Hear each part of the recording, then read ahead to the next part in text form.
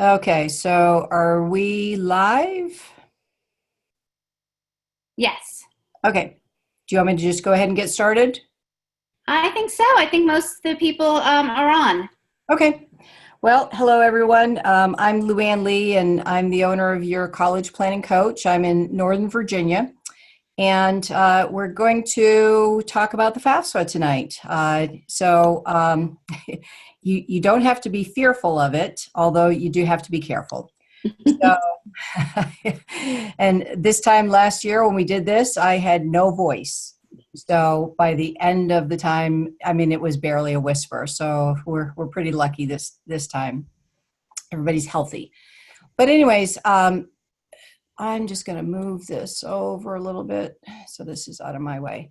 And I'm in Northern Virginia. I own Your College Planning Coach. I've been helping families with college planning for the last 15 years, and learned that there's a lot to this. But the basic is, of course, filling out your FAFSA. And I always tell my clients, I don't care if you make Bill Gates kind of income, you should file the FAFSA. And I know it's painful and it seems intrusive, but the reality is you never know. The school is going to give some sort of financial need-based aid or merit scholarship or such, and it just depends. One of their requirements will be that you filed the FAFSA. So I relate the FAFSA to kind of like doing your state taxes, and or for just regular personal taxes, and the CSS profile, which we won't really talk about tonight, kind of like doing business taxes. So one is a little bit more painful than the other. But the FAFSA, as long as you just take your time and kind of go through it step by step, it really isn't that difficult. So we've got two sites here. You can go to fafsa.ed.gov, and it will take you, to where you're going to go ahead and get started with your FAFSA. And so this year, there's been wonderful improvements to the site. I love the way that it looks. It's a lot more informative. When I created this PowerPoint, you can see that it wasn't quite ready. It's gone up, it's gone down, it's froze me out. I always tell parents, you don't have to get it done, wait until midnight of 12:05 and get on there, because half the time the site was going down, and it's been going up and down all week. So, if you're a family that is going to qualify for Pell Grants and a lot of true financial need-based aid, which is pretty much if your income is less than $30,000 a year, and with little to no assets, you want to get your FAFSA completed as soon as possible so that you don't miss out on maybe some of the state aid that your state is going to allow you. But don't be in a panic of getting it done. Just within the first couple of weeks is a good time period. And for those of you that you're going to find out that you're not going to get anything other than what your EFC is, and the opportunity for your kids to get the federal student loans, and you to get the Parent Plus loans, it's a way of helping to pay for college. So you just look at everything within reason. So this is where so you can see that if you're brand new, this is your first year, your student is a senior in high school, you'll go ahead and start on the left. But if you're a returning user, then you've got a different login page. So the new thing this year is that now you're going to be able to have do your FAFSA on your smartphone, your tablet, your laptop, any mobile device, and such. And all I'm going to say about this is, just be very cautious with how you're going about doing this. It is too important to try to do on a small screen, in my opinion. And I've been doing this many, many, many years. So we'll go into what some of the limitations are going to be. So it's kind of in a beta mode as far as the FAFSA app on your smartphones and such. So the biggest thing is you're not going to have access to the data retrieval tool. So if it's important for you to not be inputting all of your tax information, you want to do this on your PC or your laptop. In red, it says carefully, click continue button, not start over. So it's going to give you an option. Are you continuing?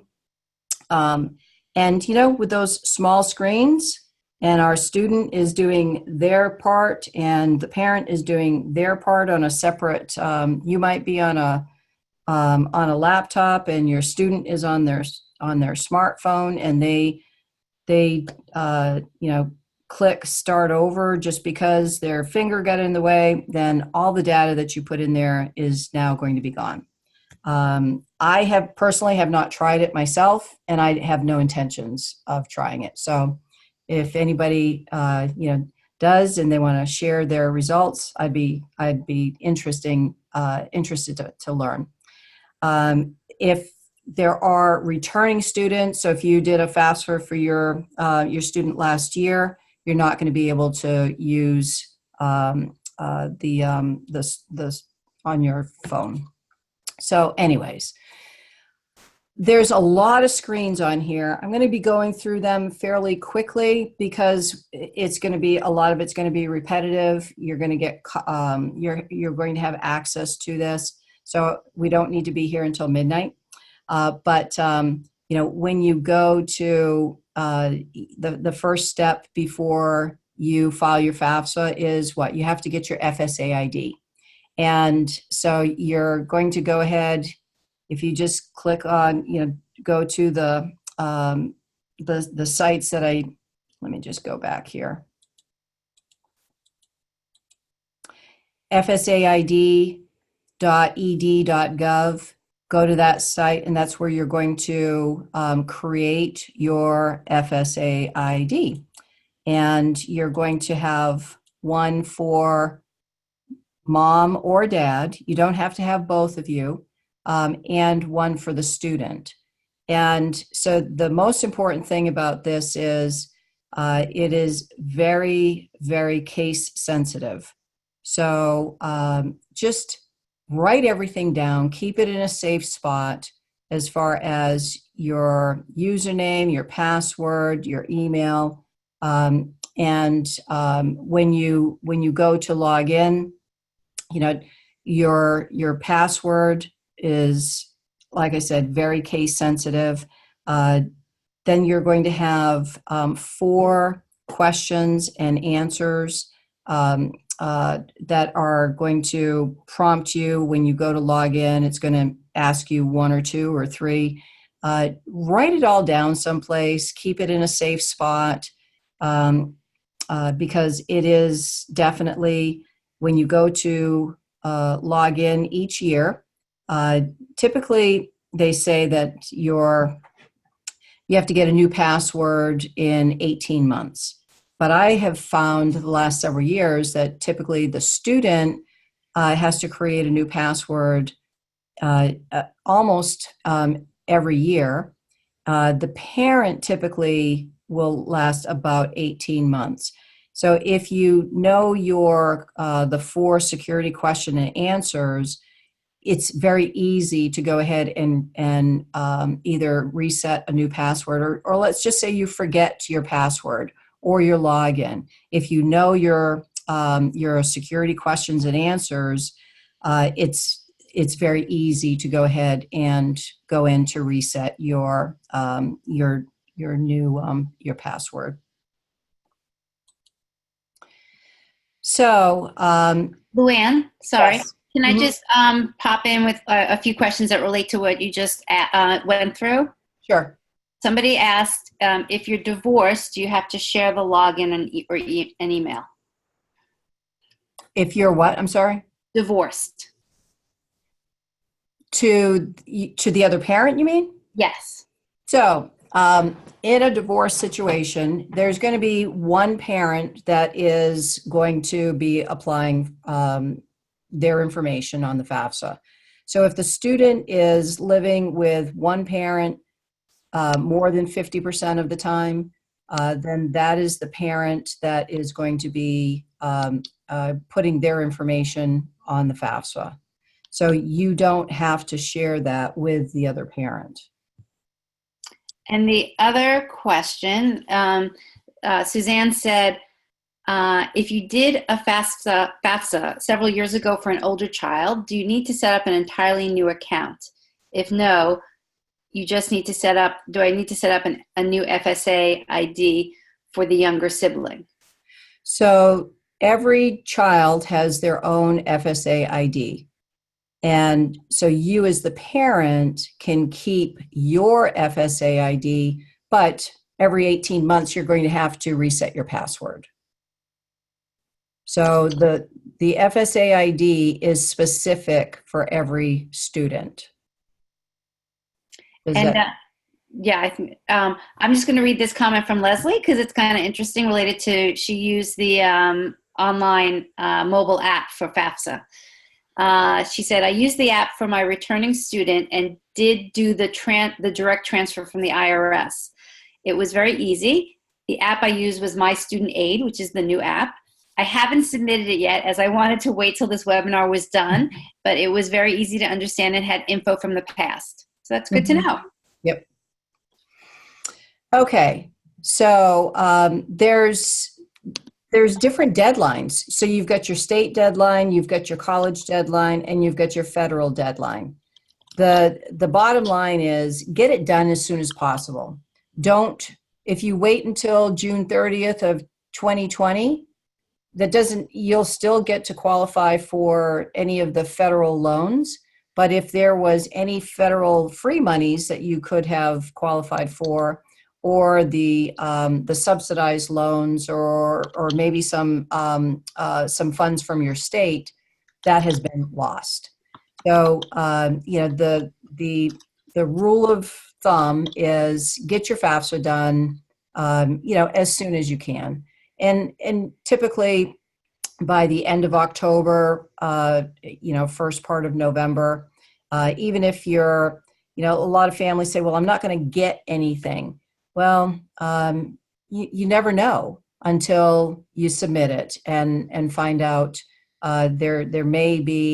you might be eligible for some subsidized loans, which is just 0% interest until your student graduates.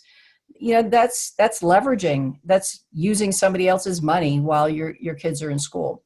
If you wait too long to go ahead and apply, like June 30th, then you may not be eligible for any subsidized loans and just get the unsubsidized loans, which means the interest starts accruing from day one. So, just be aware, and your state deadline. The thing that I like about the FAFSA for this year is that once you're on the website, it'll go into a lot more detail. So you can apply for your FSA ID number and password. You can find out information about your state and just plug in your state and find out what deadline there is. So it really, I've been dealing with the FAFSA for about 15 years now, and this is the best improvement that I've ever seen. So I'm really I'm thankful for families that they've made these changes. So we're going to just go through the basic screens. You've got the to log in, now there's I am the student, or I am a parent, a preparer, or a student from a freely associated state. And I'll just be blunt with you. I'm not even sure what they're talking about, freely associated state. This is a new one that I haven't really looked into all that much. But this is not the time, and this is just a disclaimer for me, this is not the time for you to tell your kids, okay, this is your responsibility, you go do this.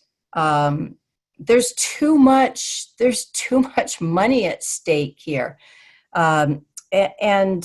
So if you're going to be involved with your kids, and you guys can sit side by side and walk through it together. I do the FAFSA for my clients. I get all the data from them. I input everything, and then we sit down together and go through it line by line. But your parent, as a parent, and the students, do it together. This is not the time to say, well, they're going to be an adult here pretty soon. This is just my personal opinion. I just see way too many mistakes that end up getting done. So, and it could be the control freak in me too. So let's just say I'm the student. And remember, this is the student's FAFSA.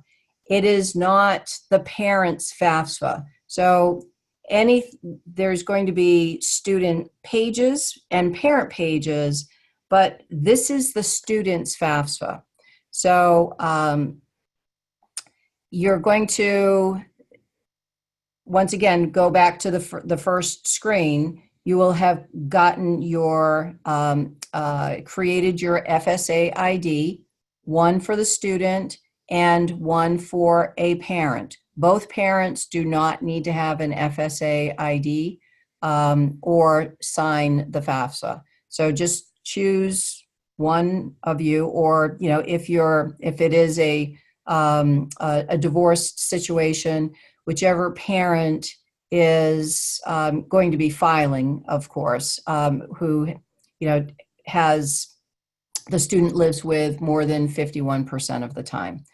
But they're going to have their username and password, and just write it down someplace or keep it someplace safe, so that the biggest hassle is going to log in and finding out, oh my gosh, I can't remember, and it's a real pain to try to reset it. So once there's going to be a disclaimer, you go ahead and click accept. If you click decline, well, then you're not going to be able to file the FAFSA. So it comes up here, 2019 and 20, and then you see there's 2018-19. So you want to make sure that you're choosing the right year. So if you have a senior right now that is planning on attending college next fall, 2019-20 is the year that you're going to be completing your FAFSA. So you're just going to click on Start New FAFSA. The save key, just keep it super simple. The name of your student, your last name, the name of your dog, if it's more than 4 letters. But you're going to, if you have to re-log back in, you're going to create a save key. You're going to have to remember what that save key is. So write it down. And then, so we've got, here's all the information that you need. If this is not a real super daunting application unless you try to shortcut and zip through it. They've got everything here can I save my FAFSA if I can't finish it? Absolutely. The documents that you needed. What do we need to do to sign? How long will it take to complete? The information is there. So, just take a little bit of time. Now, I want to point out that there's going to be information for the student, and there's going to be information for the parent. Make sure that you know which information page that you're on.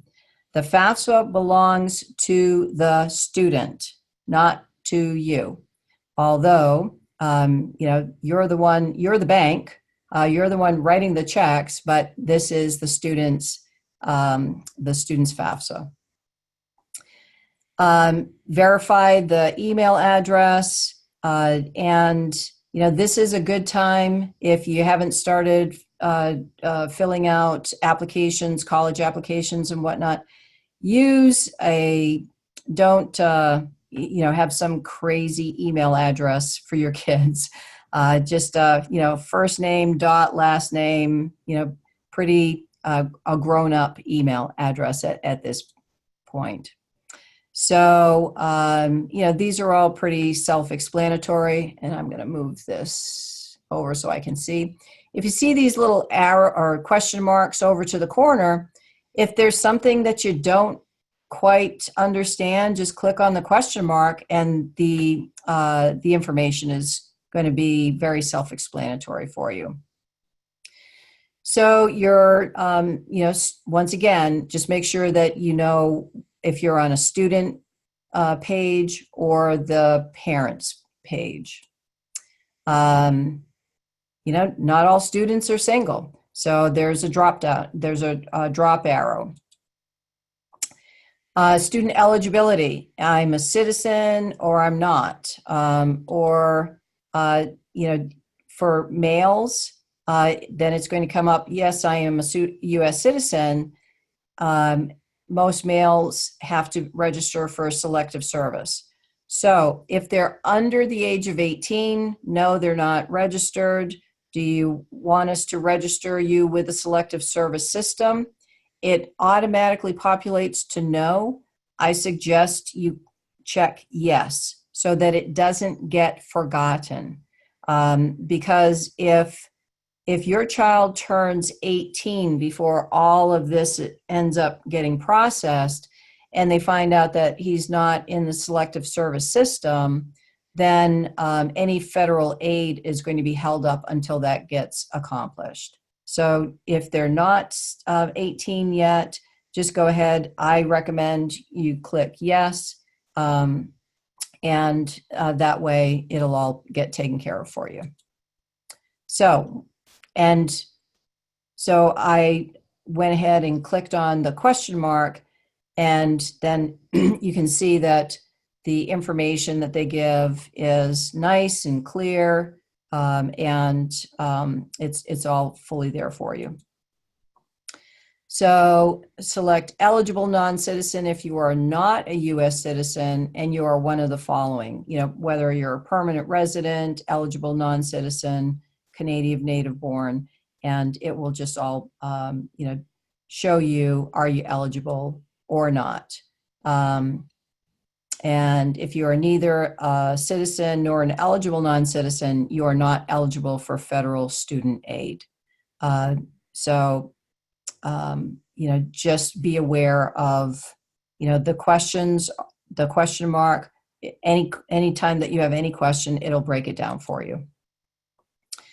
So then students' education, they're always going to ask, what college grade level will you begin in 2019-20?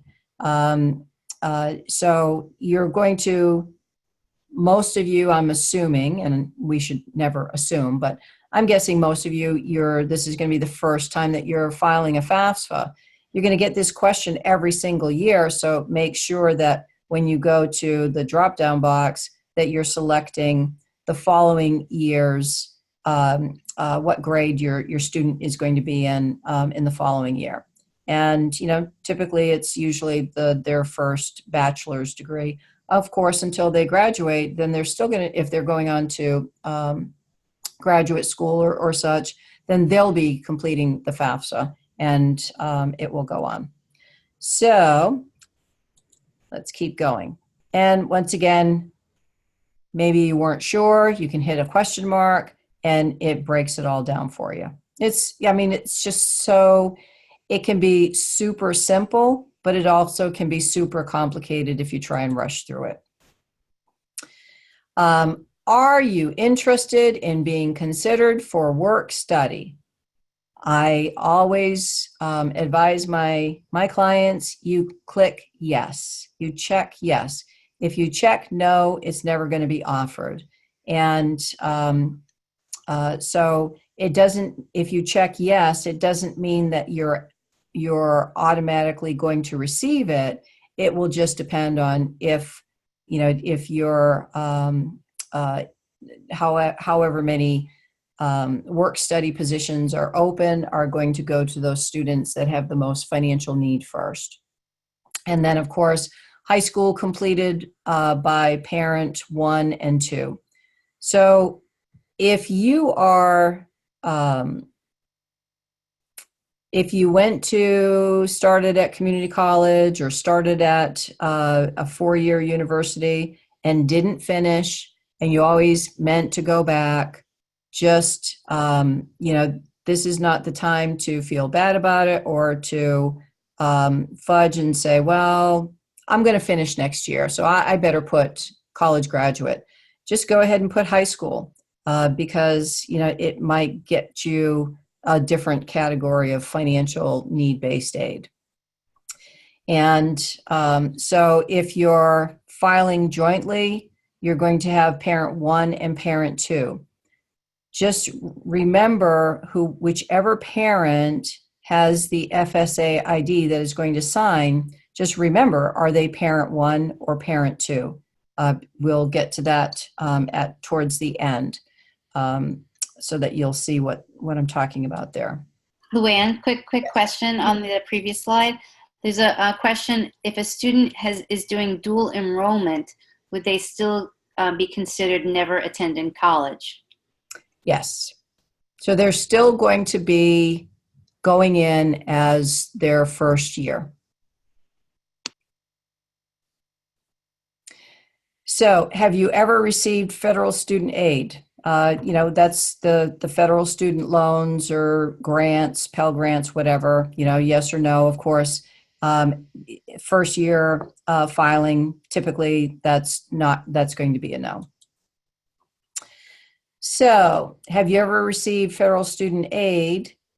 Now, have you been convicted for the sale or of illegal drugs or an offense or such? If you click no, then, everything is good. But what happens if you check yes? You've been convicted for possession of sale of illegal drugs or such. It's going to depend on the answers that you provide. If these were yes, then this is going to come up somewhat differently. But just be honest because you don't want to lie on the FAFSA.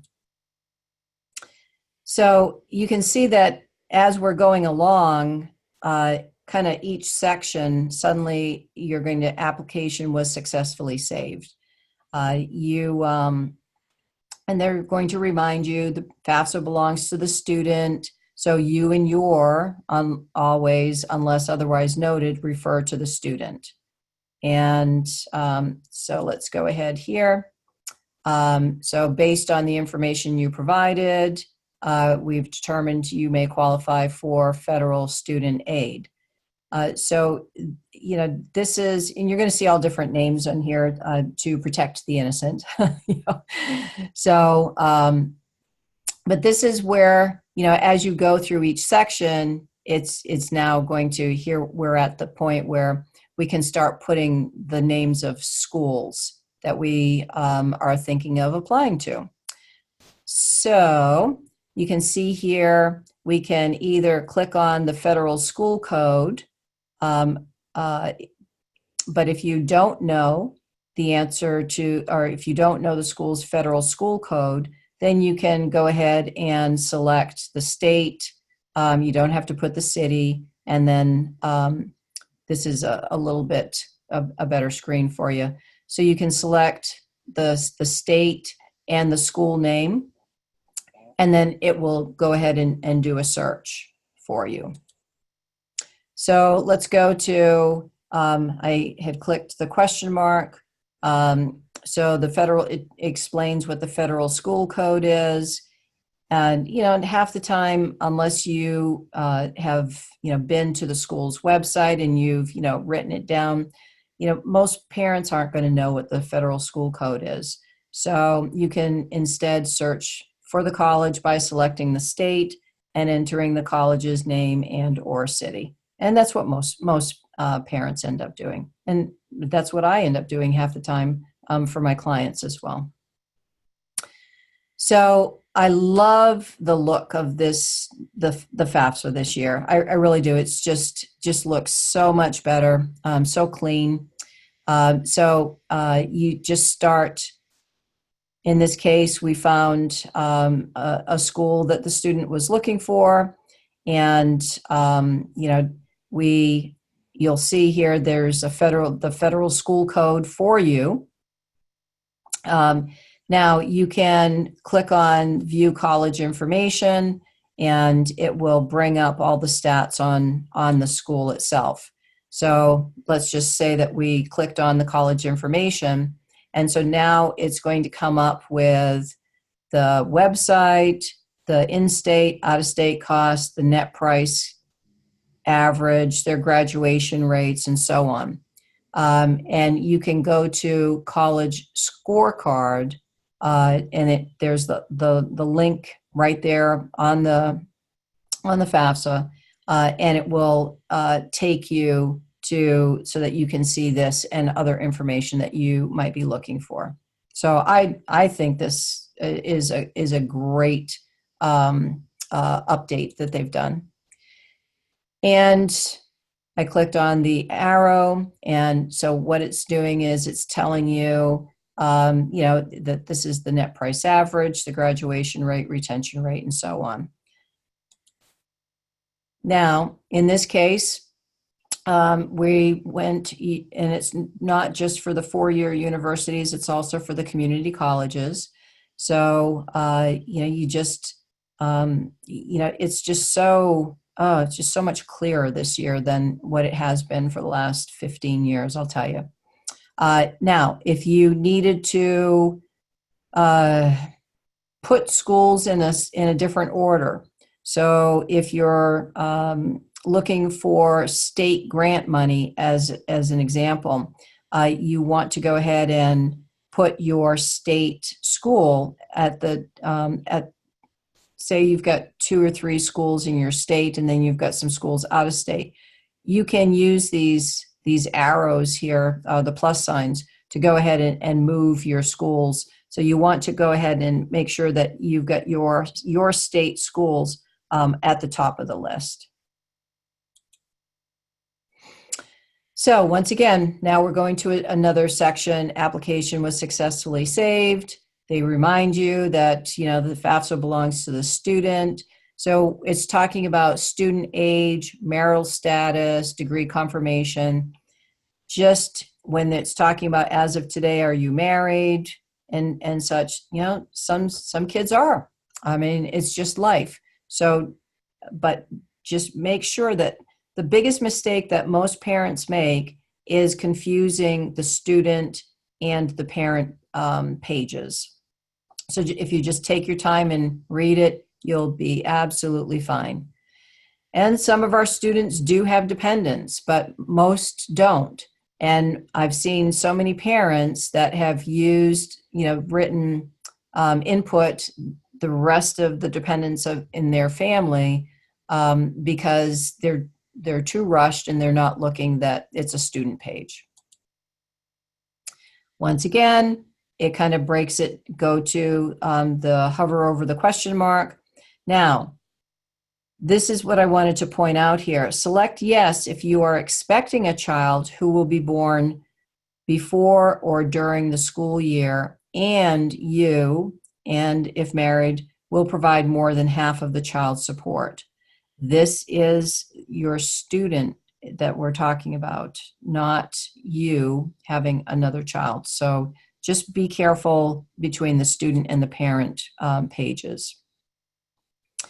And, this is where, do you have dependents other than your children who live with you and receive more than half of their support? So if you've got your own parents or somebody that's living with you that you provide more than half of their support, you're going to include them in your household. And this is going to help you with as far as, and remember, this is the student question. It's not the parent question. Are you currently on active duty? Are you a veteran of the U.S. Armed Forces? If just read out the questions. If none of these apply, then you just click none for your student, and it will come up, were you homeless or were you self-supporting and at risk of being homeless? If you've answered no to those questions, for the student, I will provide information about my parents. So you just, the biggest takeaway is just make sure that you know which page that you're on, whether it's for the student or the parent. Now, let's just say that the student, the parents are deceased, they're in foster care, or the student is a dependent or ward of the court, an emancipated minor. What happens next? So there's going to be another screen that will open up and ask more information about the household size. Are they married? How many are in college? And it may come up that they're considered an independent student. And then they don't have to, this is just for the student, and they're not required to answer questions about their parents. So it just because a lot of people, parents think that their kids are not, they're not going to have their children on their tax return, and that they will be considered an independent student, and it just doesn't work that way. If that was the case, we'd all do it, and all of our kids would be independent, and they would have to pay little to nothing for college. And they figured that one out a long time ago. So there's certain, you've got to be at least 24 years age or older to be considered independent, or be a member of the military. So there's different things that will state whether a student is independent before the age of 24. So here's a nice little infographic. Who's my parent when I fill out my FAFSA? You'll all get a copy of this webinar, and you can just get this at Federal Student Aid. But it's, just kind of walks you through, are your parents married to each other? Do your parents live together? Yes. Then you report information for both. No. Which parent do you live more than 50% of the time, and so on. So it's a nice infographic. So now we start getting into the information about the parent. And this is where you want to make sure that I typically will put the first parent as who is the parent that is going to be signing on the FAFSA. Sometimes it ends up being the second parent. That's fine. There's no right or wrong. You just want to remember which parent is going to end up that got the FSA ID to electronically sign on your FAFSA. Your social, parents' date of birth, just basic, simple information. Enter information for your other parent. So this is where some people get confused. So father, mother, or step-parent. If the parents are divorced, you're only going to file the FAFSA for the parent in the household that the student lives with more than 51% of the time, and who supports them more than 51%. If that parent has remarried, you're going to include the step parents' information on the FAFSA, even if they are not going to have any financial liability or responsibility, or they have their own children from a previous marriage. It doesn't matter. FAFSA just doesn't care. So just be aware of that. If the parents are divorced and let's just say one parent makes a substantial amount of income more so than the other, if this is, for most of you, it's too late to do any kind of strategizing in that regard. But just remember, it's always going to be the parent's information that the student is residing with more than 50% of the time. Sometimes you can, if one parent makes considerably lesser than the other, and it's not going to be at any jeopardy of the child, it could be a good financial move to make sure that they live with that parent just a few more weeks more in the year, if it's going to be a good, a financial benefit. But you always have to put the best interest of the child, of course, at first. So your parents' email address, it's going to ask, have your parents lived in whatever state for at least 5 years, yes or no? They're looking for, residency. And so email address, did they become legal residents before January 1st of 2014? Now, household size,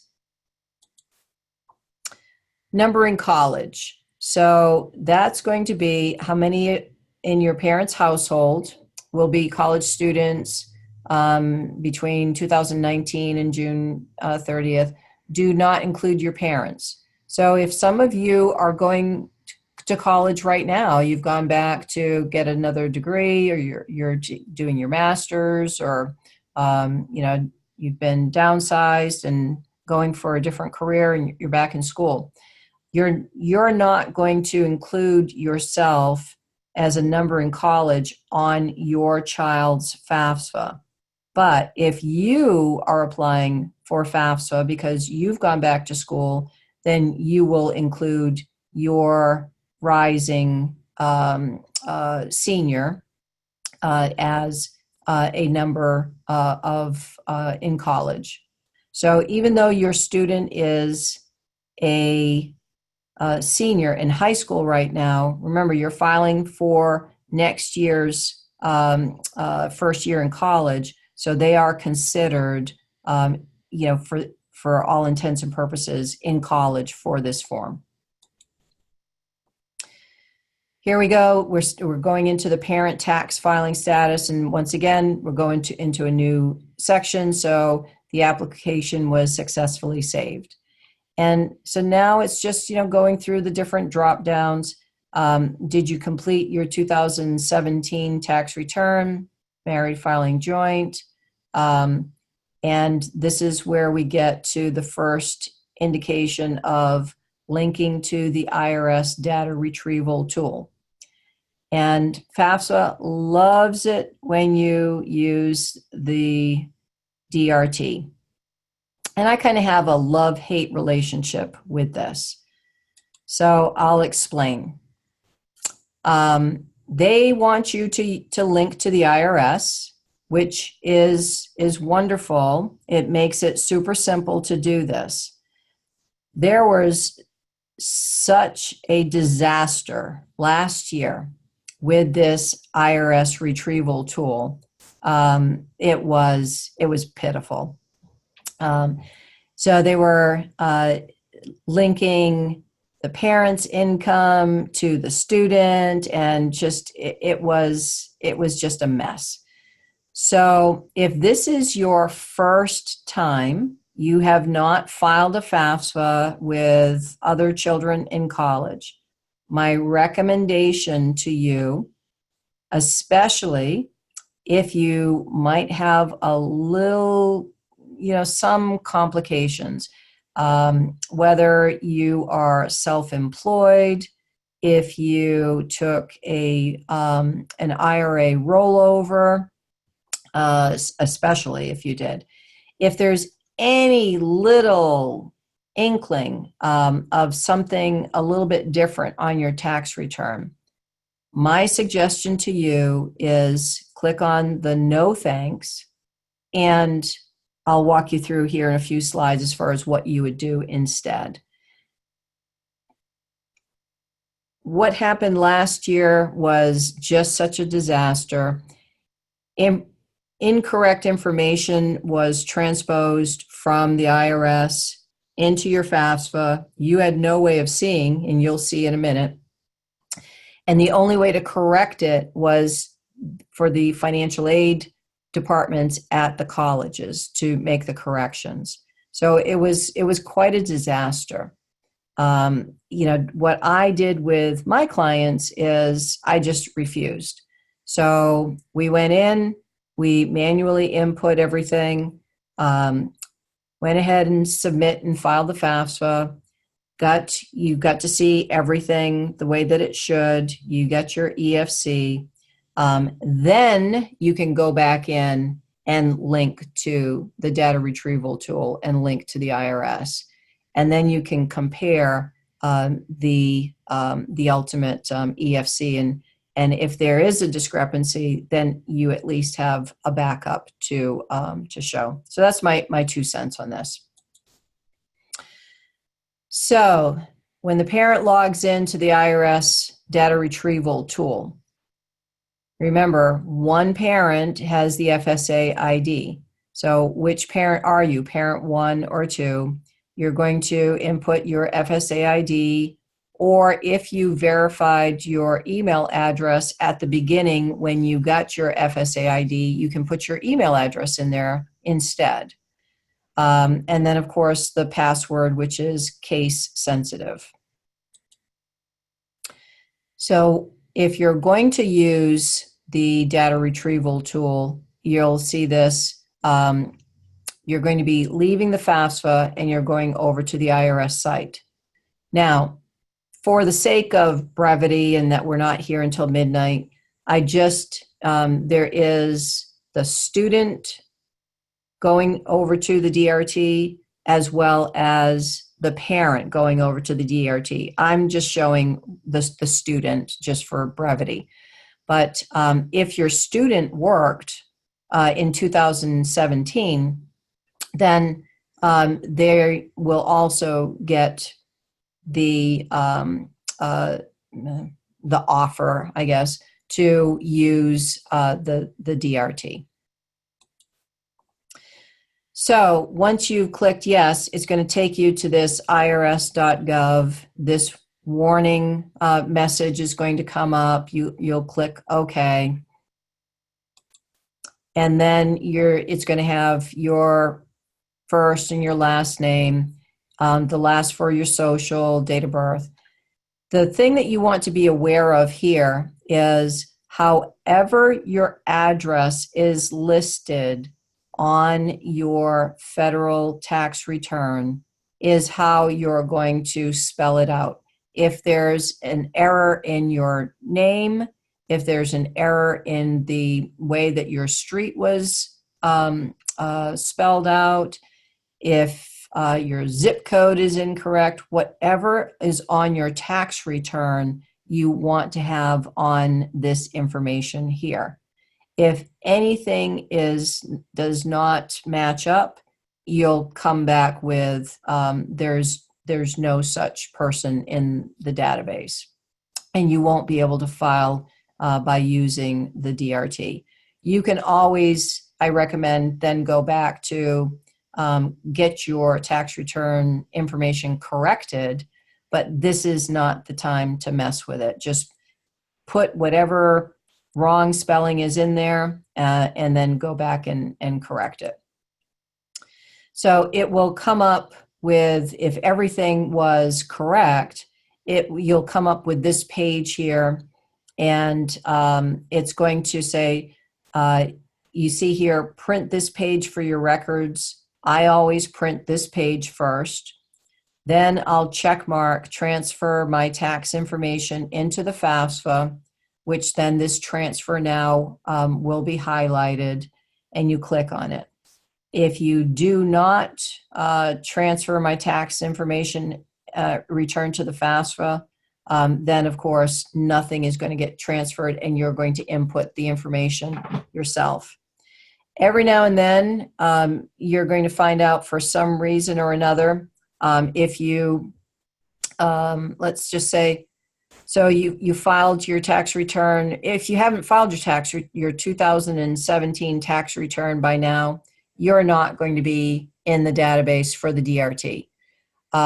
If you had filed an appeal, if you had filed an extension, there's various reasons why you're not going to be in the database in order to use the DRT.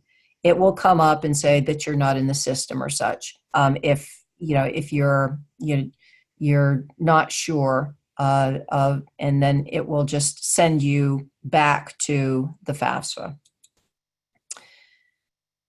But let's just say that they've gone ahead, you clicked, everything was fine. They went ahead and transferred, the IRS transferred your IRS information into your FAFSA. So you're going to start seeing what income tax return did you file. It's not going to tell you which one you filed. It just says transferred from the IRS. What was your adjusted gross income? There's not going to be any figures on here. It's just going to be transferred from the IRS. And this is where there were so many problems last year that pretty much the system was broken. So what did you earn? Transferred from the IRS. So when you use the data retrieval tool, you are taking it on faith that all of the information is going to get transferred correctly. Last year was a disaster. This year so far, I haven't seen any problems. So once again, and you can see here, transferred from the IRS as you're going down. Untaxed portions of IRA distributions, untaxed portions of pensions. This is where a lot of people had problems here because of IRA rollovers or taking early distributions. It was just a real disaster. So, excuse me. Now, there are going to be some things that are not, you're still going to have to input. So did you have any of the following, child support you paid because of divorce or separation, taxable earnings from, need-based employment plans or work study. So that's for those of you that, this is not the first year that you filed the FAFSA. There may have been some federal work study that was taxable. So you want to make sure that you have all of your tax information handy as you're going through the FAFSA. So now, did you receive child support received for all children, not paid? And then, so you have automatic zeros that are in all of these columns. If you have to go in and put any figure in there, you would do that. This is where some people really have a problem with the tax-deferred pensions, retirement savings, untaxed income, and such. So, I thought I had let me just go back here. Sorry, I thought I had an explanation that I had gone over with the question mark. So let's go over this one. Payments to tax-deferred pension and retirement savings plans. You're not going to put the value of your retirement accounts, but you are going to put what you contributed to those retirement accounts in that tax year. So any qualified plans, 401k, 403b, and such, SEP accounts, whatever, you're going to, whatever you contributed, you're going to add that amount.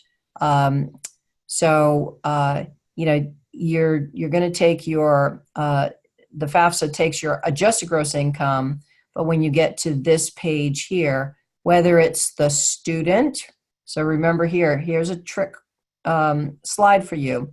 This is asking for student information. You're not going to put your information here, but some of you are putting monies into Roth IRAs, and that's another good one. So, Luann? Sorry, can I just, because there's a few questions that people are confused. Sure. The information you're showing now, and you just pointed it out, it says student information. So, but this information is also asked for the parent. Correct. So it's so they have to just be careful about what the title is on top, whether the same question is going to be asked for the parent and the student. You just have to really be careful about which section you're in and how you answer the questions. Correct. Because you see, a lot of times people are saying, well, my child is working and we want to make sure we want to set them up with a Roth IRA because they can always access that money for college. So, your Roth IRA, that's not tax deferred. So you've already paid the tax on it. So any earnings are going to grow tax free. But, parents make mistakes. They start putting their information down with the student because they don't consider their students having retirement monies or tax deferred monies or such. So the biggest disclaimer here is just make sure which page you're on, whether it's for the student or for the parent. But as the parent, if you are making contributions to your 401k, your 403b, your SEPs and IRAs and whatnot, any tax deferred account, you're going to put that contribution right here. If you're no, continue. I'll ask in a second. Go ahead. This is not where you're going to put if you are contributing to a Roth IRA or a Roth 401k or 401k Roth. You've already paid the tax on it. It's not tax deferred. So just go over to your little question mark and it will break it all down for you. Now, this other untaxed income not reported, as far as workers' compensation, disability benefits, and then it's got veterans non-education benefits such as disability, death, and pension, dependency, whatnot. You want definitely go to the question marks, read the information. If you are receiving disability benefits that you are not getting taxed on, is going to be different from these two lines are different. So if you are receiving short-term disability and your employer paid for the premiums and whatnot, it's going to be a taxed benefit. Or if you're receiving Social Security disability, it's in most cases going to be an untaxed benefit. So there's going to be, this is where it really kind of messes some people up. Go to the question, highlight it, and it will completely explain where you're supposed to put which one. Okay, so wait, can you go back? Mm-hmm. So, so just a few questions related to this page. Just to confirm, I think you just said it, but just to repeat it, Trish is asking, where would income a child gets from Social Security Administration go? So it depends on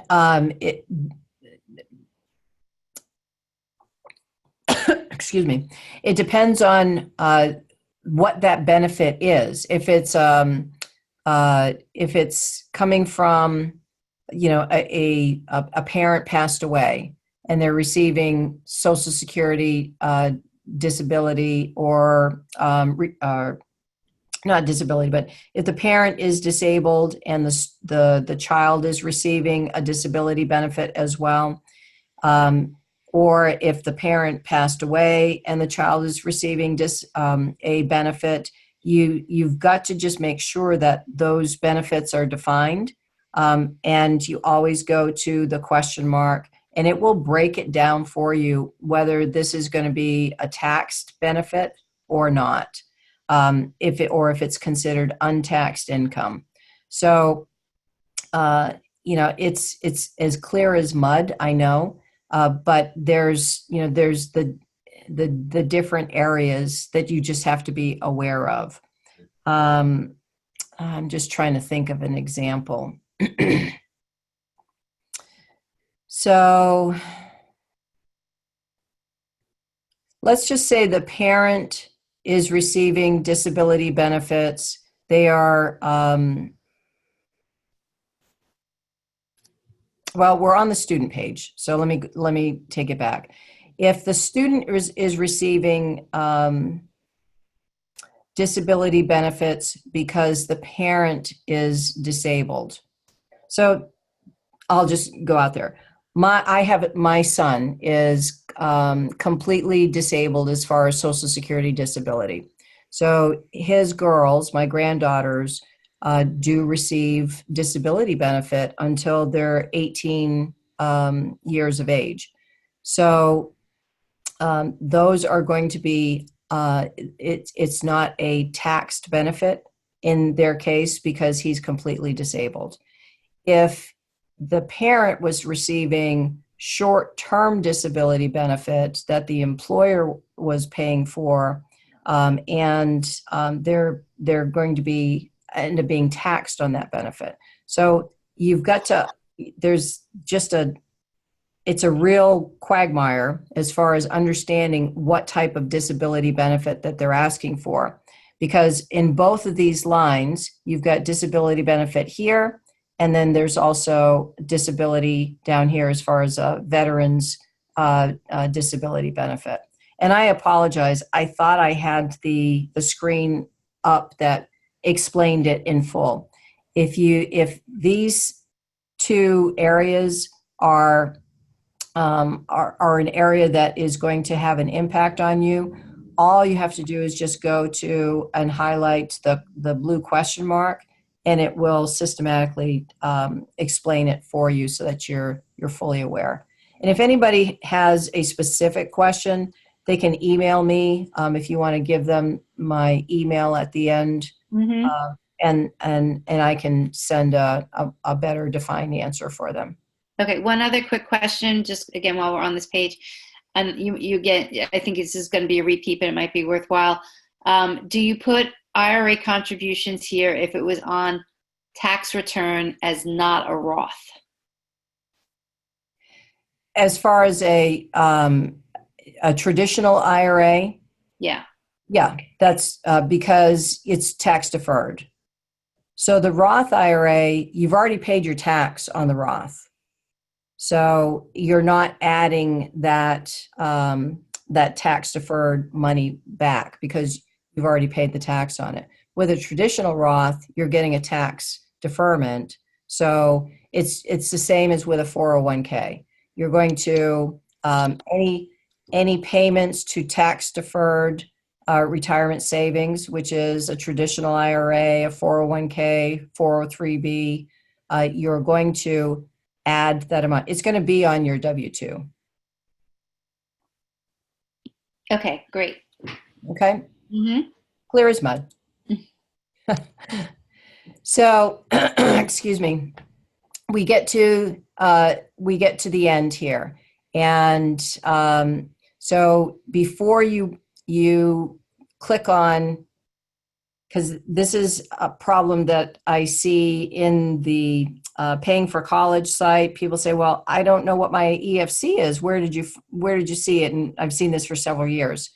So you want to just slow down at this point. I always print out the page, and you can click this expand all, and it's going to open everything up for you. But this year, the EFC is a little bit more visible, which I really like.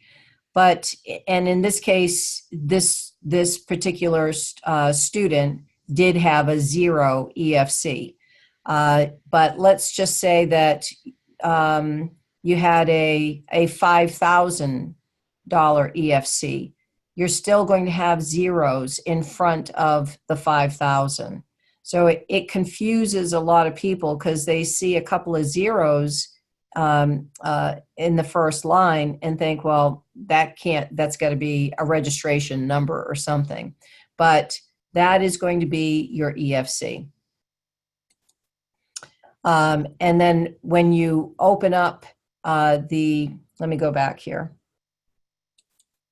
So right here where it says expand all, when you click on that, it will then open this up and it will then explain, okay, the EFC in this case was 0.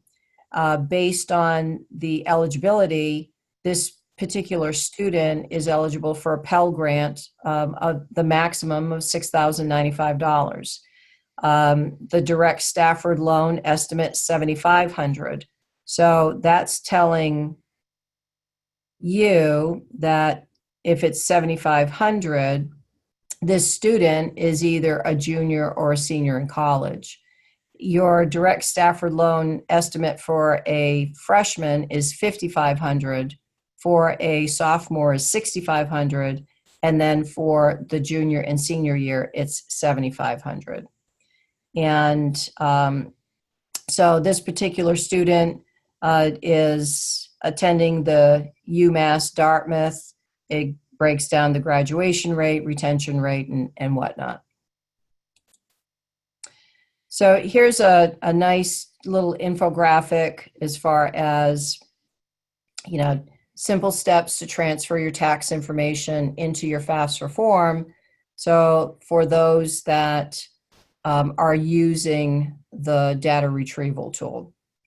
But what happens if you can't use the data retrieval tool?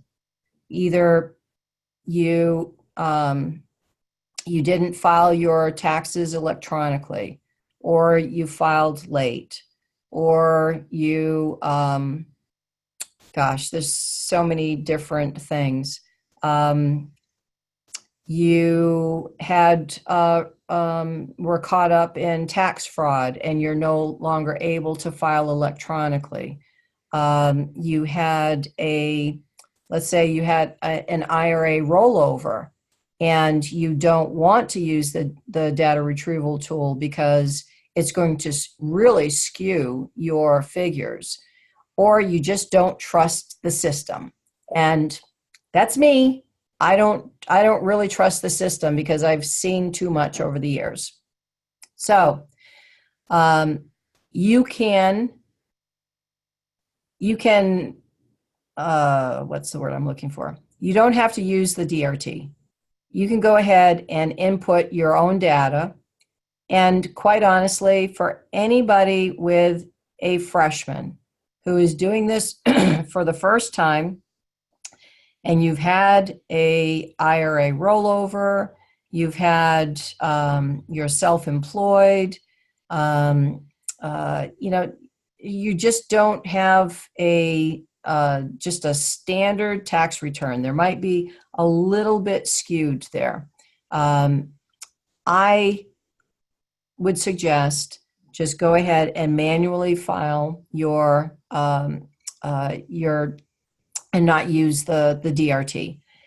So I've got some screenshots here for those of you that would like to just go ahead and do this on your own, and you're going to see it really is. It's pretty simple.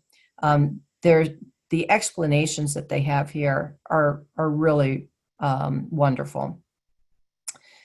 So let's just say you're not going to file the DRT. Here we go. What type of tax return did your parents file for 2017? Was it a 1040, a 1040A, 1040EZ? What was the adjusted gross income? you see that they're asking what was your parents' adjusted gross income. This isn't a time to let your students do all of this. You guys should be doing this together so that everybody is engaged. This is too important to leave it in the hands of a 16 or 17-year-old. I'm sorry. So,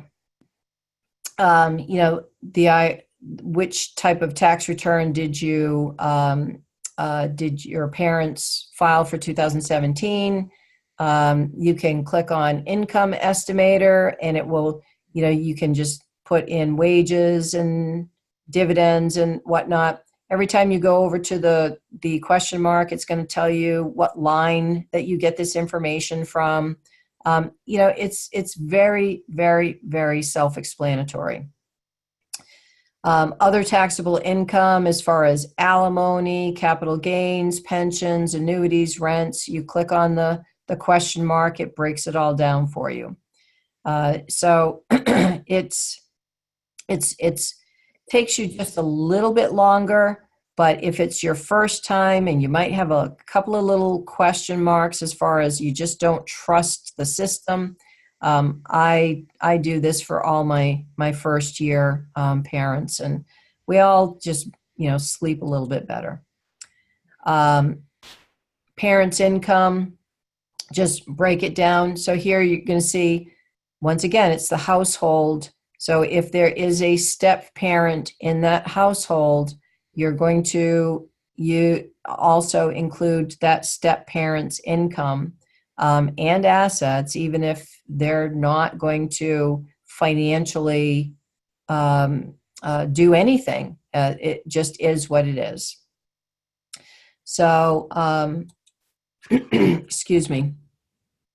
It tells you exactly what line that you're going to find the information on.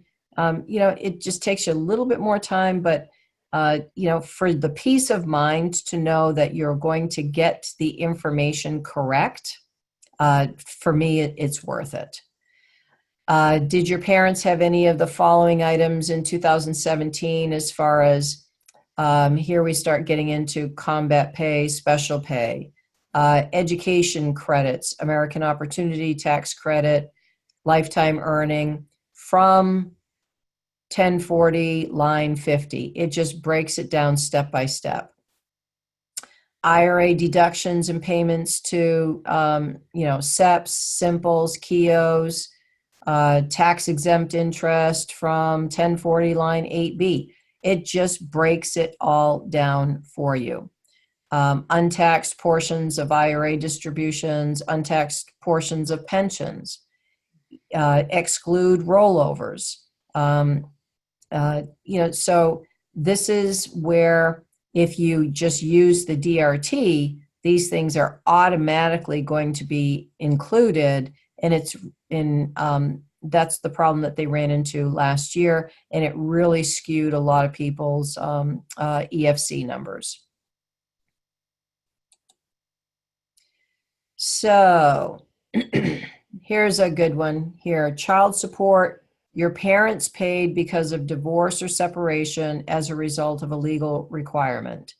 Do not include support for children in your parents' household. So you've just got to make sure that you slow down a little bit and read the lines and go and click on the question marks. Sometimes if you've received employment or funds from federal work study and or need-based employment portions of fellowships and assistance. If you're not sure, and of course this is not going to be for those first-time filers, but always just click on the question mark.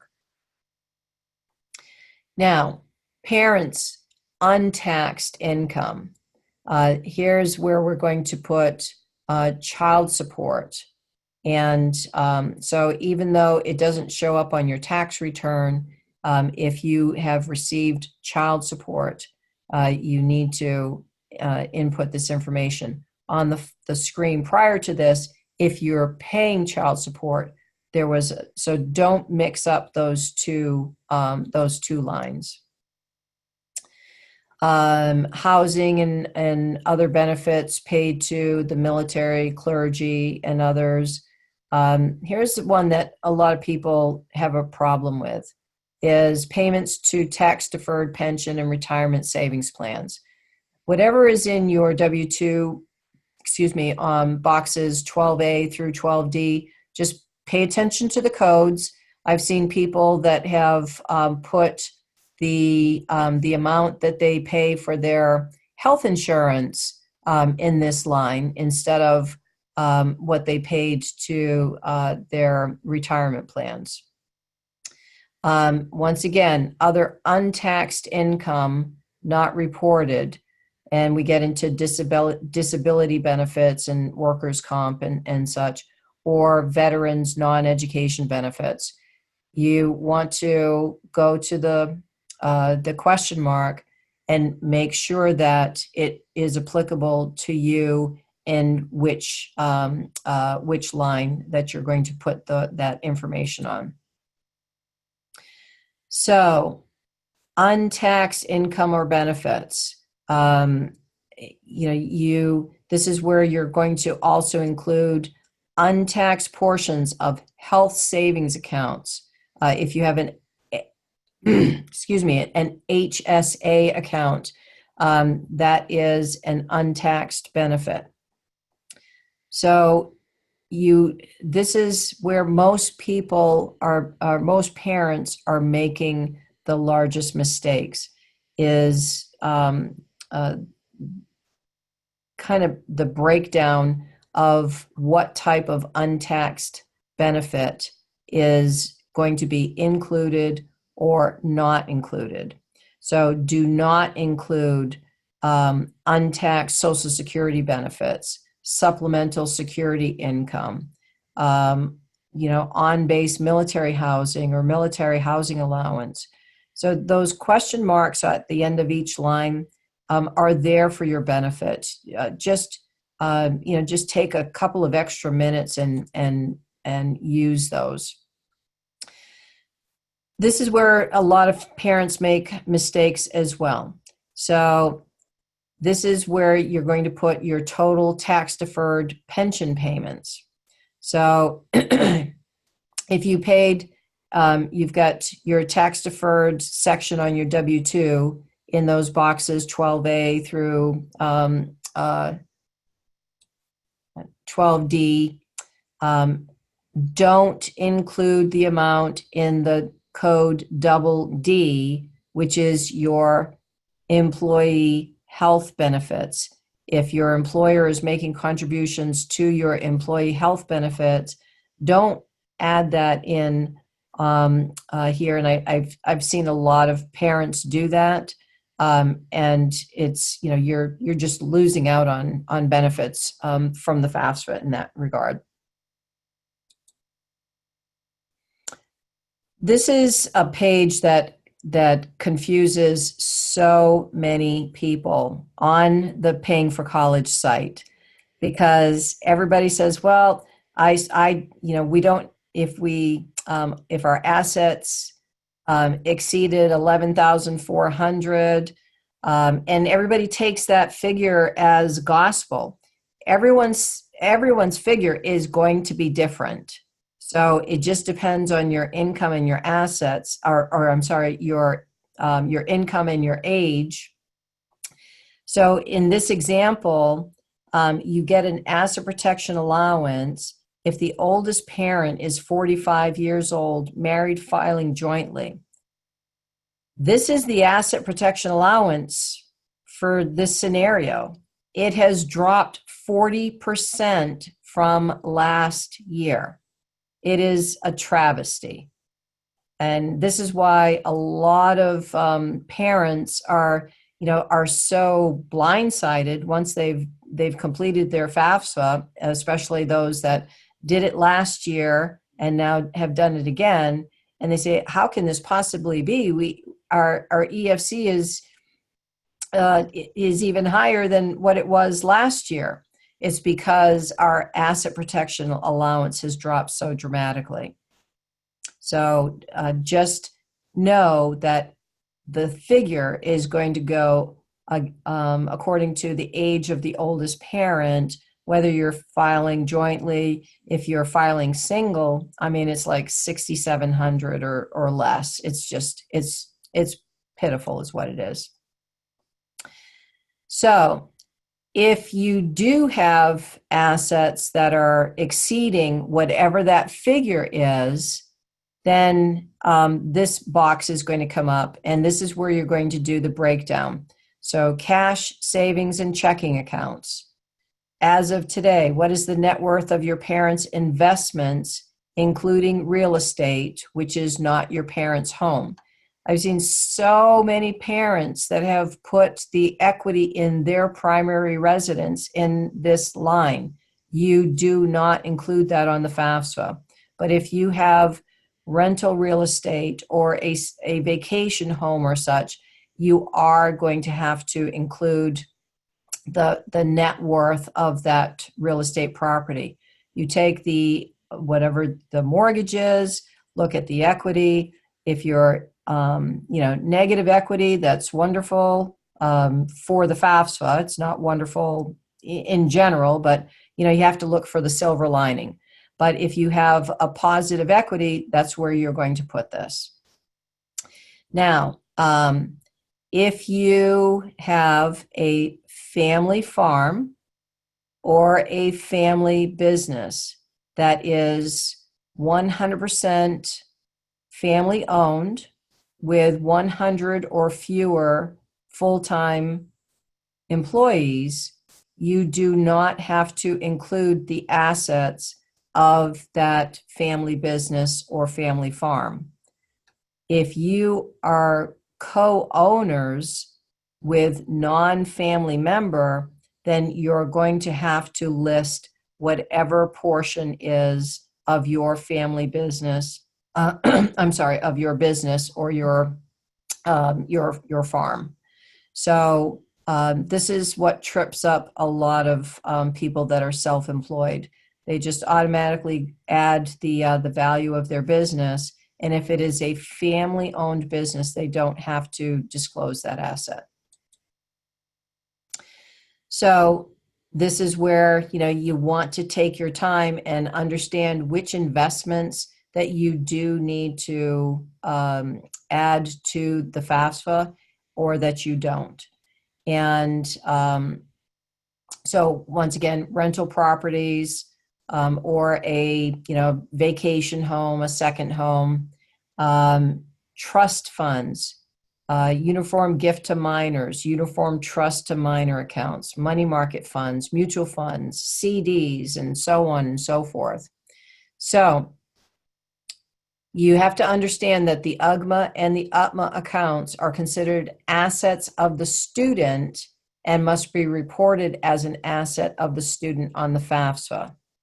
So it doesn't matter if the student is a dependent or independent. So do not include UGMA or UTMA accounts for which your parents are the custodian but not the owner. So this trips up a lot of people. I've seen, CPAs that have created UGMA and UTMA accounts so that they could pay kiddie tax and completely lost a lot of valuable, monies that could have lowered the EFC considerably.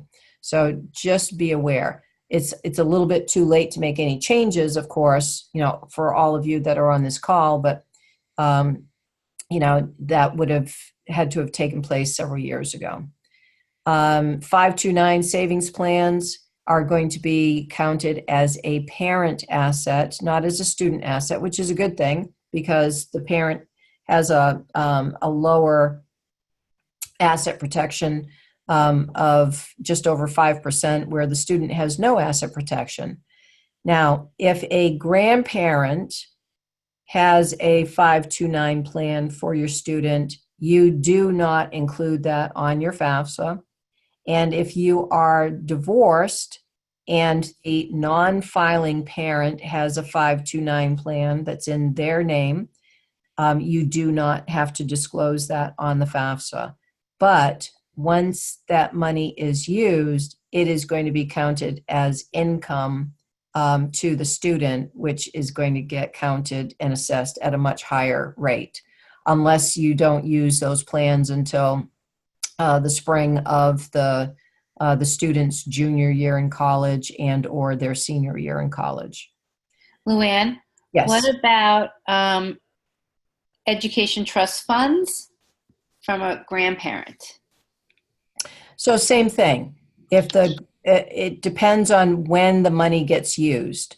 So if it's used at the, in the freshman year, their first year of college, it's going to get counted considerably as a student asset rather than as a parent asset.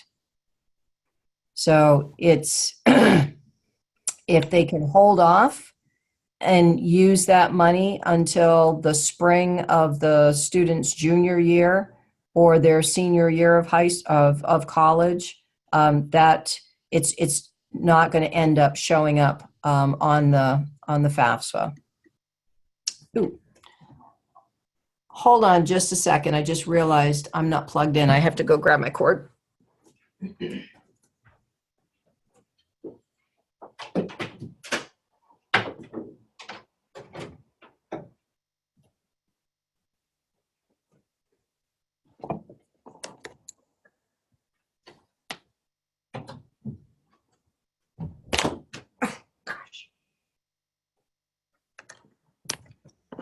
Sorry about that.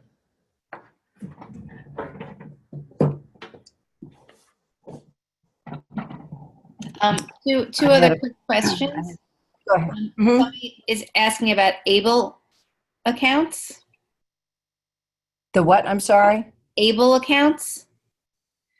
So it's any type of account that you're looking at that is the 529 plan, the ABLE account are going to be listed as a parent asset, which is if it's in the primary parent's name. If it's if the parent in a divorce situation has the account, then it's not going to, then it's going to end up being the student asset, which is assessed at a much higher rate. And then a question about, can you transfer an UTMA to a parent?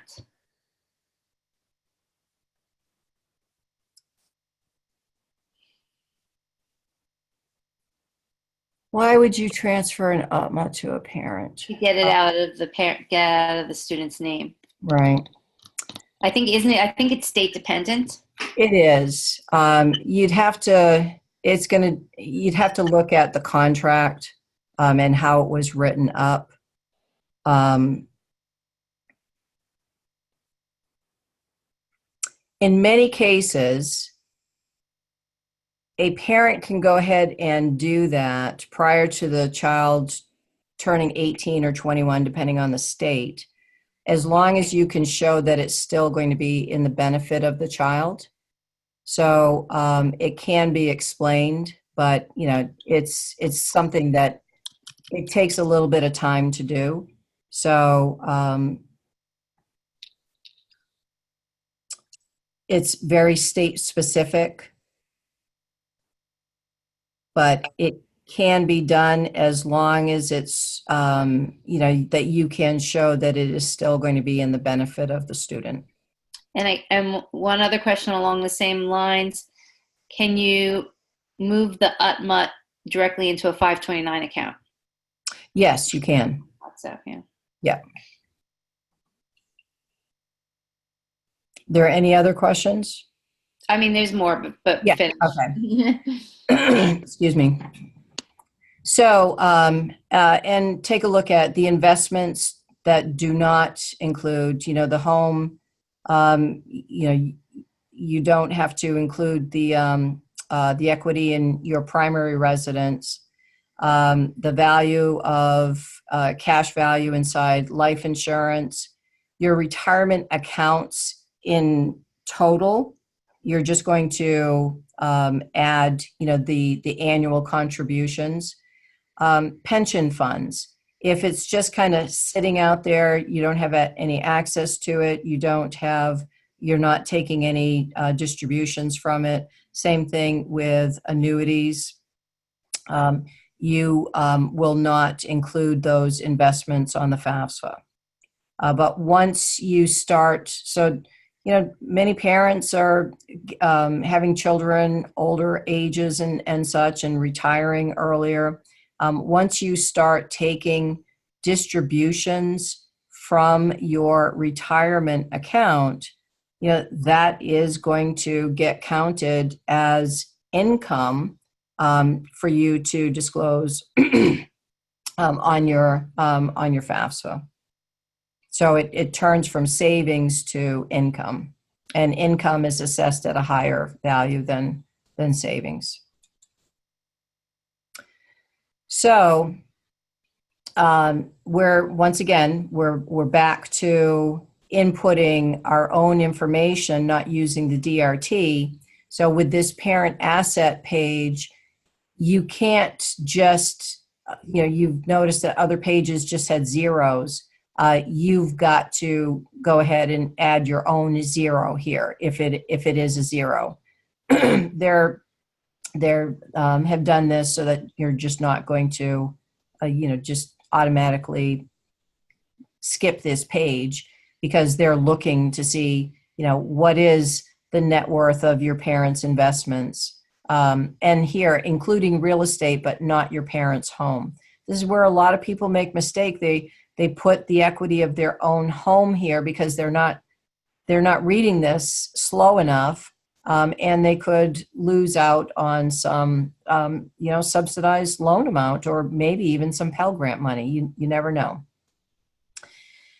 And then the business, of course, don't include the family farm or the family business that is 100% owned and has less than 100 employees. As far as the savings. Now, we're talking about FAFSA here tonight. That goes out the window if you have to complete the CSS profile. You will have to disclose whatever assets that you have in your business. So once again, you see that there's still, we've finished a section and they're still reminding you the FAFSA belongs to the student, so the you and your is always going to refer to the student. So there's a student tax filing information as well as the parents' filing information. Now, what if the student doesn't have any income from work? They didn't work. You're going to put 0. And what I would recommend, because almost every family last year that I worked with whose student did not receive any income, we ended up filing the IRS form 4506T. And so this is the request for transcript of your tax return, but also it's the request for verification of non-filing. And I would suggest and highly recommend for any of you where your student did not earn any money in 2017 to go ahead and request for verification of non-filing, get the IRS form 4506T, fill it out, send it off. It's going to take about 6 to 8 weeks to receive it, because last year, so many parents had to request their tax transcripts because of the problem with the DRT. The online system shut down. So you could only go ahead and get the form, fill it out, mail it in, and wait for it to return. If there is anybody And what I'll do, Debbie, I will go ahead and send you the sample of that I have for my clients of the 4506T. There's two different forms. Well, it's the same form, but if you're filing to receive your tax transcript, which I recommend every family does, because if they are going to ask you for verification of your tax return, you want to have it handy. So the good thing is you're filing this year, you're going to be using your 2017 tax return. You can go ahead and request that transcript now. There's no big rush to get it. And you'll have it handy in case they do ask for it. Anyone that I've seen that has received any subsidized loans or Pell Grant last year, we had to get the tax transcript. And any students that didn't work and just identified that, no, I didn't receive any money, we had to submit a request for verification of non-filing. So what they're saying is they don't trust any of us, pretty much. So I'll send you the two examples that I give to all my clients, and it tells them exactly what they need to circle, what they need to check mark. One parent last year forgot a check mark. It's very self-explanatory on the form. There is no reason for it to have been sent back, but of course, they sent it back because they missed the check mark. And what took 6 weeks to get the first one that said, we won't accept this, you have to resubmit. And then it took another 7 weeks to get that one back. So our government working at their finest. And yes, I said that out loud. So, excuse me. Once again, student additional financial information, where it's talking about child support. Most of us don't want our children to be paying child support, but some do. So just make sure, you're reading the right page and putting the correct information in. Once again, student information as far as untaxed income, payments to tax-deferred pension, retirement savings. Just make sure you're inputting the right form. So student assets, whether they've got $50 or $10 or hopefully not much more than that, because student assets, there is no asset protection allowance and it's going to be assessed much higher.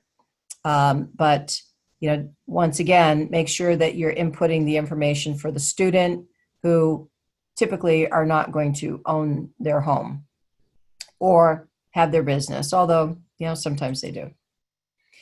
So the application was successfully saved. Are you a preparer? Yes or no? If someone is preparing this for you and charging you a fee for it, and they're just submitting it without you going through it with them, then they're a preparer, and they would click yes.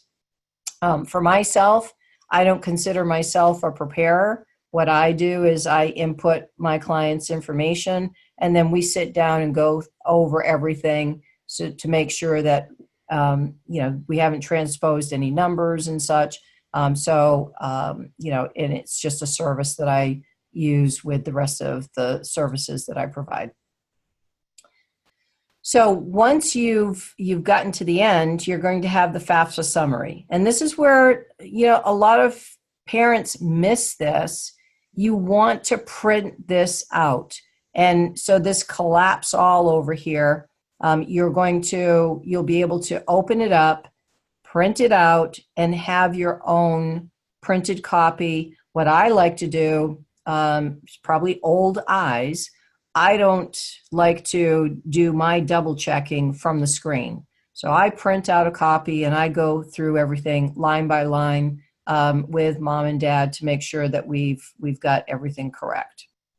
So you can expand all, and it will have all of that information there for you. Down here on the bottom, you see print this page. Just go ahead and print it out, or you can print it and save it to your screen if you don't have the capability of printing it out if you're at home or at work or whatever. And just take your time going through it line by line. So this is where we're going to come to the end, and so both you and a parent need to sign your FAFSA. So this is why you have the FSA ID. So remember, this is the student's FAFSA. So we've already submitted their FSA ID by starting the FAFSA. So the student is going to start first.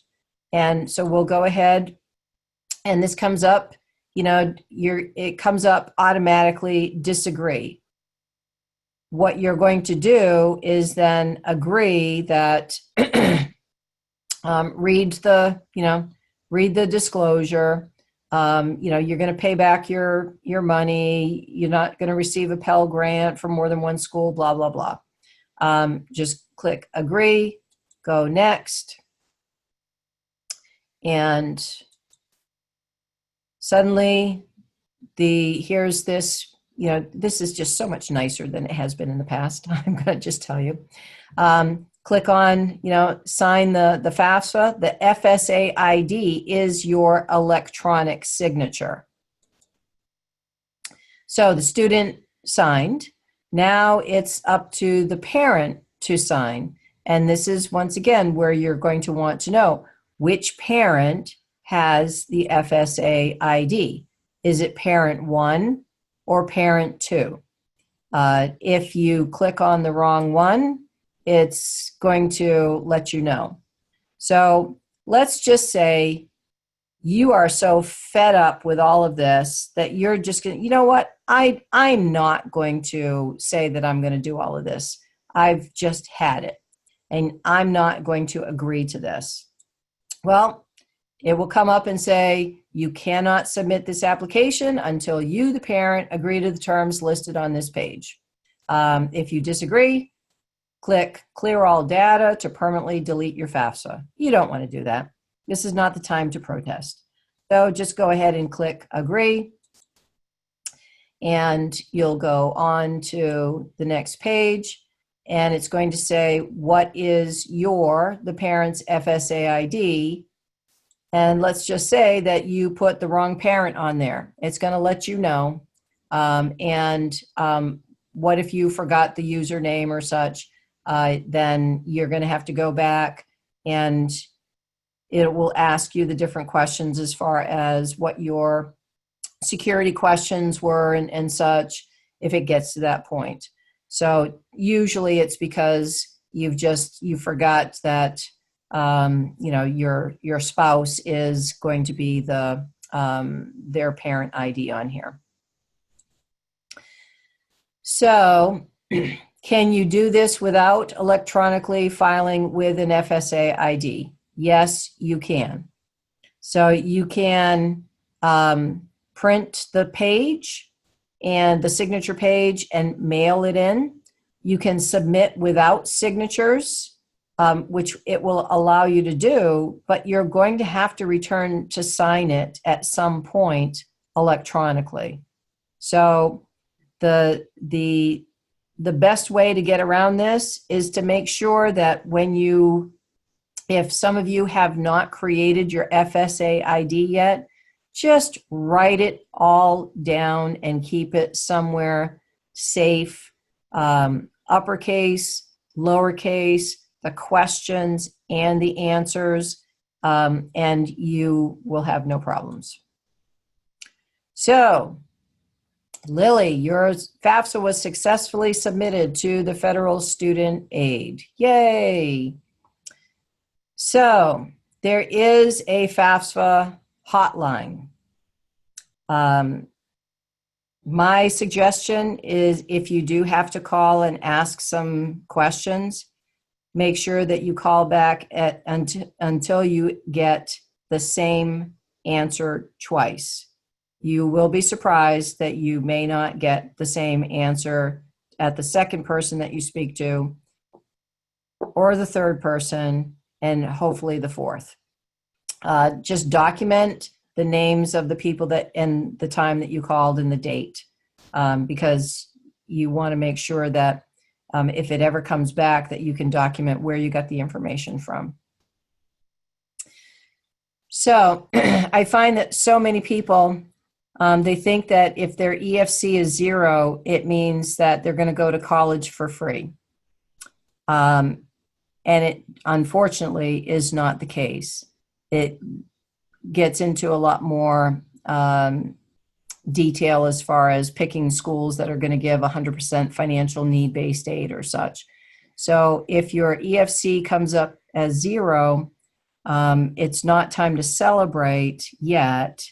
It is just time to be a lot more diligent on the types of schools that your student is applying to, and to really pay attention to whether you're using the net price calculators or such on the sites to find out how much financial need that they will give, and how much is going to be offered in the form of loans, and or if they don't offer 100%, how much is still going to have to come out of pocket. So it's all about making college affordable for you, one family at a time. And if you just take your time going through this, it will be very beneficial for you. I know a lot of people say, oh yeah, I don't know why so many people make such a big deal out of it. It took us, 10 minutes to get through this. That might work for some people. Others, it's an easy place to make errors. Just go at your own pace. Don't listen to the naysayers that say, oh, don't bother filing the FAFSA, you're not going to get anything. You don't get anything from filing the FAFSA. But it is the federal government's way of assessing where do you fit on the poverty scale, and how much government assistance are you going to be eligible for. And then it's up to the schools on how that money is going to be dispersed. So if you make Bill Gates kind of income, or you're somebody that's going to qualify for a 0 EFC, everyone should file the FAFSA, and nobody should be afraid of it. So pretty much that's it. Debbie, if there are any more questions. There are a few. Let me go through a few, and then I might we'll send the rest, and we can send them out in an email. Let me just go through. A question about twins. And so the question is, which we clarified, each student needs to have their own separate FAFSA, but the question is, when does the colleges know about that there's multiple kids going to school at once, and how does that factor in? Well, because it is a question on the FAFSA. It's going to ask, how many students are in college. So even though each student has their own separate FAFSA, you're going to identify how many children that you have in college. And then it's really somewhat college specific how they use that information, meaning that some colleges might assume that your EFC is going to be 50% split between the two schools, and some might do a different percentage. Would you agree to that, Luann? Well, it's not quite 50%, but it's going to indicate on the FAFSA that you've got twins this year. So if let's just say your EFC is 20,000, it's not going to be an even split 10,000 per student, but you're going to see for each of those, depending on the student's income and assets as well. So if you've got one student that's been working and they've got monies in savings or such, their EFC is not going to be exact of their twin, because their income and assets are different. But it's not going to be the same for the parent that has one child. Their EFC is, say, 20,000. And the parent that has two children going in, it's not going to be 10,000, but it's going to be pretty close per student. So, but it's not cut and dry, even, but it is not going to be as the same as for just one student that you're filing for. Okay, a quick question about, again, the selective service box. So one of Veronica is saying that her son will actually be 17 all of next year, won't turn 18 till August of next year. Do they still have to check that box, or do they wait till the following year to check the box? Well, I mean, if they're not old enough to check it, you don't check it. But you can identify that, yes, when they turn 18, that if you don't check it, that you want the FAFSA to go ahead and just automatically submit you for selective service, then they're going to come back to you and say, you're not registered for selective service. We cannot disperse these federal loans until you do that. So it's just a check. They're going to have to file one way or the other. You might as well let the system do it for you. Okay, another kind of little question, but Veronica is asking, I have a child who's going through a legal name change. It should be done in 1 to 2 months. Do we have to wait to apply for their FAFSA then until they finish their legal name change so that the name and the social security number match? Wow. I will say that this is the first question that I've heard in a long time that stumped me. I've never had anybody ask that, and I've never had anyone go through that. So I will check, and then what I'll do is I'll send the answer to you, Debbie, and then you can forward it to the person that asked. So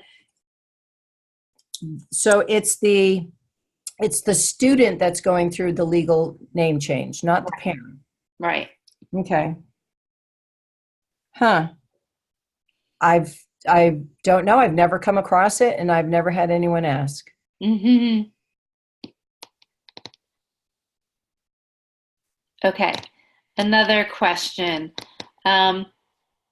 If one parent has a high school diploma and no college, and the other parent has a master's degree, should the parent with the least education be parent one, or does it matter at all? Oh, it doesn't matter. Unless they're divorced and the student is living with the parent that has the least education. But if they're married, and it's not going to matter.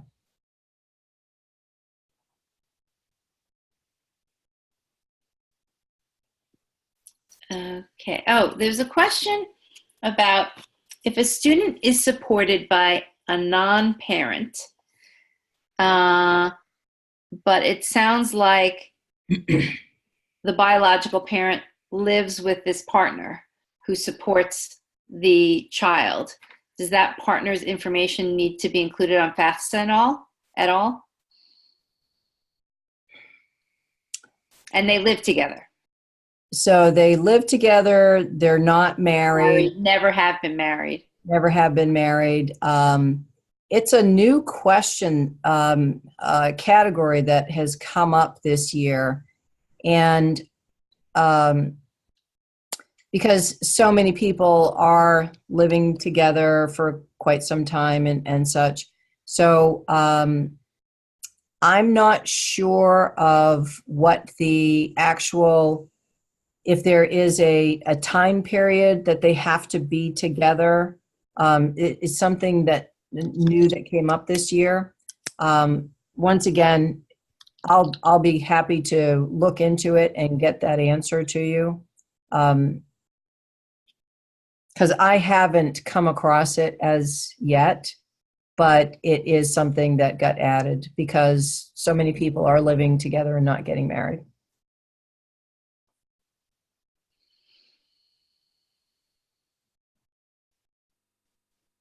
So somebody they filled out their taxes, but they found a mistake and they're filing an adjustment. Should they wait until they finish filing the adjustment to fill out the FAFSA? I would. And then don't use they won't be able to use the data retrieval tool. So file the taxes, do it as soon as possible so that they can, file their FAFSA, but don't use the DRT and just input the data as, with the amended information. There are certain times that you're not going to be able to use the DRT. One is if you have to amend your tax return. So you're going to then, I'd wait. I'm not sure how long you have to wait to order a tax transcript when you've amended your tax return, but go ahead and order the tax transcripts. I would say wait maybe 5 or 6 weeks, and then order a tax transcript for the new amended return. But I wouldn't use the DRT. Somebody asked, how often do you find that the people's FAFSAs are audited? Oh, quite a bit. I've seen more verifications in the last couple of years than I've ever seen. So once again, ordering the tax transcript, even if you just order it, just to have it, so that it doesn't take so long to get it once a school has asked for it, is what I'm doing with all of my clients. Somebody asked, and this is simple, but maybe just to go over it. If you can't finish the FAFSA in all one setting, how do you save? So it's really super simple to save. Right at the bottom of the form, it'll say, save this. You can log out. The key is your, oh gosh, my mind just went on me. At the beginning, where it asks you to create the save key, just write it down. I usually use, the student's first name or last name or something that's super simple, because when you go back in, it's going to ask you what is your save key, so that you can log back in. There was the same question from 2 people that their student earned money. It was $500 or less. The accountant said not to file taxes. What should they do in terms of reporting information on FAFSA for the student? So there's going to be the question. It's going to say, will you file? Did you file? Not going to file. You would indicate you're not going to file, but it's still going to ask you, did they earn any money? And you're going to put, $500 or whatever it is. They didn't file a tax return. I would absolutely use that 4506T and submit so that you have that documentation that you didn't file the tax return.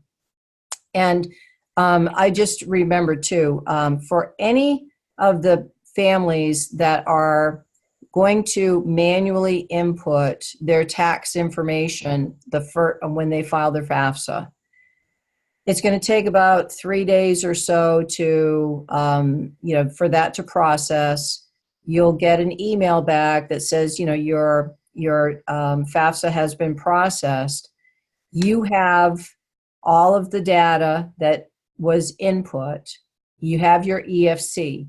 You can then go back in and make a correction to your FAFSA and use the data retrieval tool. And that way, you've completed the process. It's kind of verified.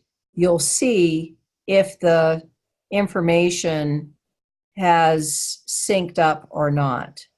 For those parents that have had a rollover or anything unordinary, this is a great way for them to know right from the start whether the information is correct or not, because they've filed their FAFSA manually with their tax information, waited for it to process, then went back in, did the correction, linked up to the DRT, and if all the information is the same, wonderful. If it's not, then you've got it documented in 2 areas, because the only way to then go back in and get it corrected is to go to the financial aid office at the college. That's the only way to correct after you've, the information is, if the information is incorrect after you've used the DRT. Okay. Clear as mud. Just a question to confirm, because you did go over this. Leslie's asking, I'm a solo practitioner, and the way I understand it, I don't have 100 employees, so my net worth of my business is not included in current assets. Income from the business does get counted through the income section. Correct. But once you go to this, if you are applying to a school that uses the CSS profile, then you do have to disclose your business assets. Okay, and last question, and there's other questions, but I'll forward them to you and we'll send them back out, because a few of them I think are a little too complicated or detailed, to get into it this hour. But Eric is asking, is it a problem to request a new user ID if the student may have done so previously, but the email is not recognized as in the system? It's not, but you just have to use a different, you do have to use a different email address. But they can basically request a new user ID. Sometimes that's going to be the easiest way to do it. I read a post earlier, a parent was really having problems and they couldn't figure, and then they finally realized that at the kids' school, they set them up to log into their FAFSA, and of course the student forgot about it, and that it, then they forgot, how they logged in, and, sometimes it's just easier, start with a new email address. Okay, and one last question. This is a general question, but we've gotten a few questions related to this. What's your ethical belief about transferring money out from the student's name out of their name into the parent's name, before they file FAFSA? It's totally legal and accepted. So if you're smart enough to do it, the asset protection allowance has decreased incredibly. That being said, 5.64% of assets above our asset protection allowance are assessed. For the students, there is no asset protection allowance. If you do some planning ahead of time, I don't see anything wrong with it because it's allowed. You're not being fraudulent. You're just, being, you're just thinking ahead. So what's the limit? Like, it's basically is it capped at gift limits? I'm not sure I understand. If you have $25,000, can you transfer that in the student's name? Can you transfer it into the parent's name? Isn't it, you're limited to the amount of what you can gift one person to another? Well, from a gifting standpoint, you're starting to get into, tax. I don't want to give tax advice because I'm not a CPA or a tax accountant, but you can't be transferring monies back and forth. Okay, my child has got $10,000 sitting in their savings account. I'm going to put it in my savings, or worse yet, I see so many, well, just take it out and put it in a safe deposit box. Whether you've got cash in a safe deposit box or under a rock in your backyard, you're supposed to disclose it. So if you've planned ahead of time where you're going to minimize how much is going to be assessed by transferring that to the parent, you're going to leave that money with the parent. You're not going to be just transferring it back and forth, back and forth. That then is a very gray area in my mind. Okay, great. Thank you so much, Luann. It was extremely detailed. And I kept my voice. Yes. And just the screen printouts, it looks much more cleaned up and nicer to use than in previous years. Oh, yeah. I really like the way that it looks this year. So, well, thank you, everybody. I'm going to look through the list of questions. There are a few I didn't ask. I'm going to forward them to Luann, and I will send you her response. And I will also send everybody out. Luann, a few people asked for your contact information, so I will send that out to them as well. And tomorrow I'll be downloading the recording, and I will send it out to everybody. So, and I'm going to send you the copies of my sample for the 4506T. Perfect. Yep. If you can, get that out to people. I've just found last year I had, there were a number of clients that ended up having to submit that. So to have it ahead of time, the system broke last year where you I remember that. can't order it online anymore. Yeah. I don't know if you can order it online now that we're in a new FAFSA year. I truly don't know. I haven't tried. So just be proactive, get it done now, and that way you've got it. And if they ask for it, wonderful. You don't have to wait another 6 to 8 weeks to get it. If they don't ask for it, you've got it. Just put it in your tax file. And you think that both the parent and the student should request the transcript?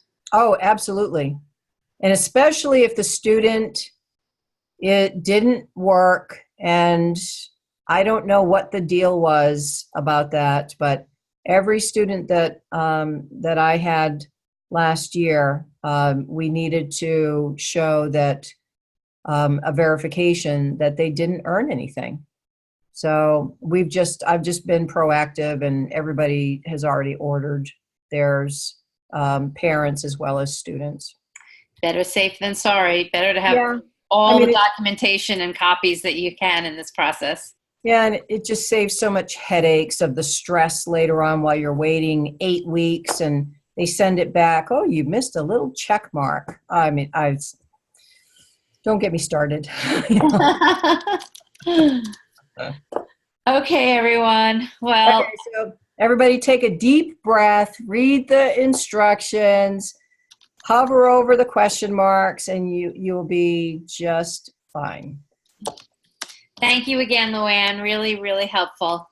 Okay, Debbie. Have a good night, everybody. Okay, you too. Good night. Bye-bye.